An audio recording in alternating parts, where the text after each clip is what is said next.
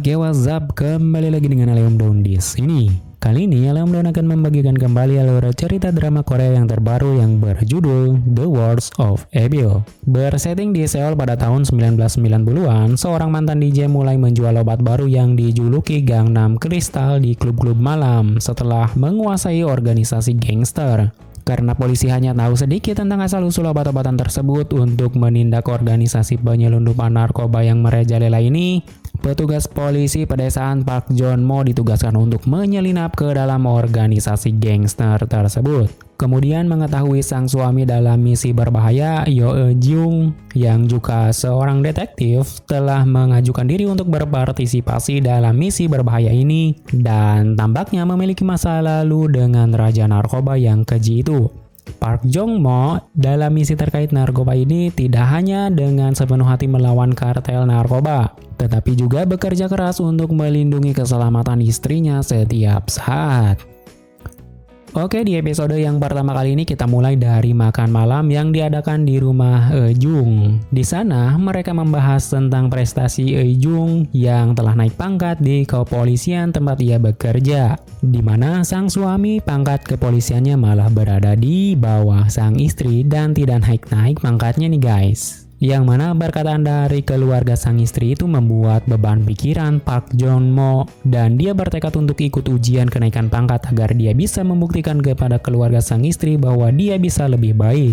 Namun di sini sang istri adalah wanita yang sangat baik hati. Dia tidak memperdulikan pangkat sang suami itu. Di sisi lain, di salah satu klub malam di Gangnam, kita akan menceritakan seorang DJ bernama Jung Gi-chol yang nantinya akan menguasai Gangnam. Pada suatu hari, dia ditawari kerjasama dengan bos gangster bernama Ser Sanjang yang ingin memperluas jaringannya ke Gangnam. Ser Sanjang menjanjikan bahwa Gi-chol akan memiliki klub malam jika dia mau bekerja sama dengannya, yang akhirnya Gi-chol pun menyetujui kerjasama itu. Namun untuk saat ini, Gi-chol hanya bekerja dalam bayang-bayang Ser Sanjang saja. Dalam hal ini dia tidak bisa bergerak bebas dan dia tidak bisa berbuat apa-apa selain menjaga keamanan di Gangnam. Setahun kemudian Gi-chol menagih janji kerjasama yang dijanjikan Ser Sanjang. Namun Ser Sanjang belum bisa menepati janjinya itu. Kemudian Gi-chol pun berusaha untuk meyakinkan Ser Sanjang bahwa dia akan bisa mengelola bisnisnya jika dia bisa diberikan kepercayaan kepada dirinya. Gi-chol memberikan saran kepada Ser Sanjang untuk berbisnis narkoba juga, karena Gi-chol punya banyak koneksi di klub malam di Gangnam. Namun, dirasa saran Gi-chol konyol dan tidak selevel dengan mereka, Ser Sanjang malah memukul dia dengan ember. Dari sinilah Gi-chol merencanakan untuk mengambil alih Gangnam dan bekerja sama dengan koneksinya untuk menyediakan tempat untuk pesta Ser Sanjang di sebuah tempat di pegunungan bersama pasukannya nanti. Kemudian Gi-chol juga merekrut seorang yang ahli menggunakan pisau untuk membantu mereka dalam misi ini, dan Gi-chol akan menghadiahkan 2 klub malam untuk orang yang ahli menggunakan pisau itu. Saat pasukan Ser Sanjang yang sedang berlibur itu lengah dan tertidur lelap, pasukan Gi-chol dari Gangnam pun langsung menyerangnya. Tentunya pertarungan saling bunuh pun tak terelakkan di sini, hingga memakan korban para petinggi dari tiap-tiap geng. Dari pihak Gi-chol memakan korban teman baiknya bernama Taeho yang ditusuk oleh Ser Sanjang karena dia telah merebut arlojinya. Karena teman baiknya dibunuh, Gi-chol pun tidak tinggal diam. Dia pun malah membunuh balik Ser Sanjang dan mencabik-cabik tubuh Ser Sanjang. Setelah pimpinan Ser Sanjang dari Busan itu dihabisi oleh Gi-chol pun menawarkan bos besar gangster Do Hyuk atasannya itu untuk memberinya 2 wilayah kepadanya. Dan Gi-chol akan menyerahkan setoran 50 juta won setiap bulannya. Di mana di sana didengar juga oleh anak buah Ser Sanjang yang kebetulan juga ada di sana. Tapi karena nominal yang ditawarkan Gi-chol cukup besar, Dong Hyuk pun menyetujuinya dan kini sesuai dengan rencana Gi-chol, dia juga menyebarkan narkoba untuk mendapatkan uang dengan cepat. Yang mana narkoba itu diproduksi di Tiongkok oleh seorang wanita parubaya yang sebelumnya sudah pensiun membuat narkoba. Narkoba itu bernama Gangnam Crystal. Gangnam Crystal sudah menyebar juga ke daerah Jepang dengan cepat, hingga pihak BNN Jepang mendatangi pihak keamanan Korea karena salah satu tersangka mengaku bahwa narkoba itu berasal dari Korea. Kemudian polisi pun mencari orang yang tepat untuk menangani kasus itu. Mereka mencari orang yang gigih dan mudah untuk bergaul dengan orang-orang. Kemudian Kapten Shock pun memilih John Mo untuk menangani kasus ini.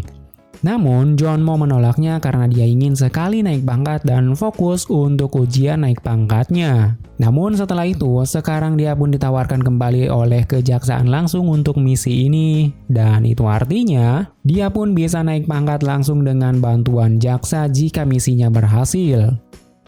Setelah berpikir dan bernegosiasi dengan kepala kejaksaan, akhirnya John Mo pun menyetujui misi itu dan dia ingin jika misi itu berhasil, dia ingin naik 2 pangkat sekaligus. Karena jika misi ini pun berhasil, maka kepala jaksa pun akan naik pangkat juga karena kasus ini adalah kasus yang sangat besar. Yang mana narkoba senilai miliaran yang cukup untuk membuat 330.000 orang teler akan beredar dengan cepat di seluruh penjuru negeri. Selain itu, kasus peredaran narkoba di Jepang pun akan terselesaikan juga tentunya. Oke, jadi di sini John Mo akan menyamar sebagai preman untuk menyusup dan mencari informasi tentang gicol dan peredaran narkobanya itu. Setelah menyetujuinya, kejaksaan memberikan sedikit informasi tentang gicol. Dan di sana mereka menemukan riwayat perjalanan gicol yang selama 6 bulan terakhir, dia telah mengunjungi Jepang dan Tiongkok. Yang itu menunjukkan ada keterkaitannya dengan kasus narkoba ini. Dalam skenario awal, John Mo akan berpura-pura sakit di kantor polisi tempat ia bekerja dan mengajukan cuti panjang. Demi keamanan, dia pun disuruh untuk merahasiakan misi ini kepada siapapun termasuk keluarganya sendiri. Kemudian polisi akan mengarang cerita bahwa John Mo akan memainkan peran sebagai saudara Taeho yang bekerja sebagai nelayan yang sudah lama tidak bertemu. Kemudian rencana pun dijalankan dengan membuat keributan terlebih dahulu di tempat makan yang biasa gicol dan para petingginya makan di sana setiap minggunya.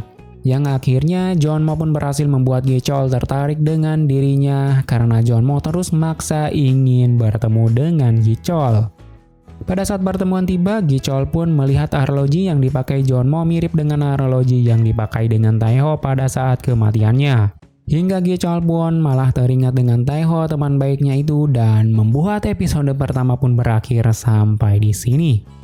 Oke lah, itulah episode yang pertama kali ini guys. Episode pertama saja sudah seru, apalagi episode-episode yang kedua tentunya. Oke, bagaimanakah kelanjutan ceritanya? Mari kita temukan jawabannya di episode-episode mendatang. Sampai jumpa di episode selanjutnya, tetap jaga kesehatan dan terima kasih.